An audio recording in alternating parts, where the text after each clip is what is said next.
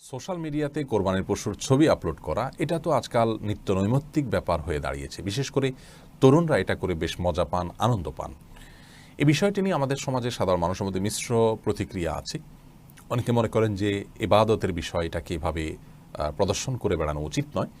আবার অনেকে মনে করেন যে সুস্থ বিনোদনের পথগুলো দিন দিন রুদ্ধ হয়ে আসছে, সংকুচিত হয়ে আসছে। সেখানে ঈদুল আজহা একটি আনন্দের উপলক্ষ এবং তার অন্যতম গুরুত্বপূর্ণ একটি উপাদান হলো কোরবানি।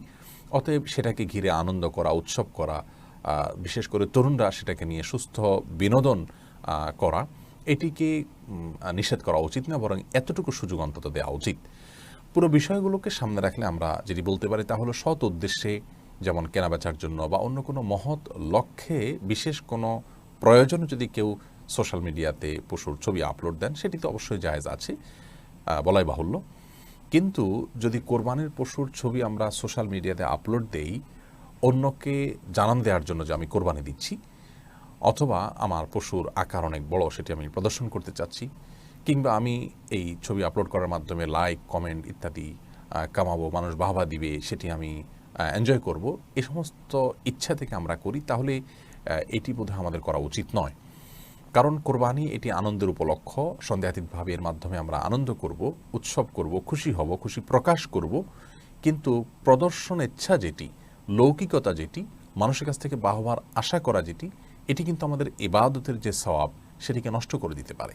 এই জন্য বিষয়ে আমাদের সাবধান হওয়া উচিত। আমরা আনন্দ করতে পারি, তার একটা সীমানা থাকা উচিত, সীমাবদ্ধতা থাকা উচিত।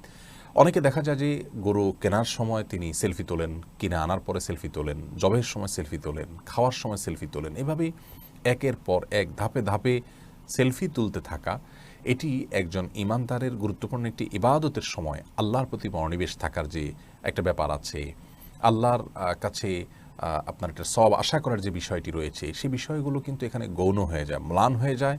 লৌকিকতা, প্রদর্শন ইচ্ছা এবং ফেসবুকে লাইক, কমেন্ট কুড়ানো, বাহবা কুড়ানো, এটির কারণে মূল যে এটার শিক্ষা এবং তাৎপর্য সেটি আমাদের থেকে হারিয়ে যায়। এই জন্য আমাদের দেশ ওলামা ইকরাম যেমন এটাকে নিরুৎসাহিত করেন, তেমনিভাবে এরাবেন স্কলাররাও নিরুৎসাহিত করেন।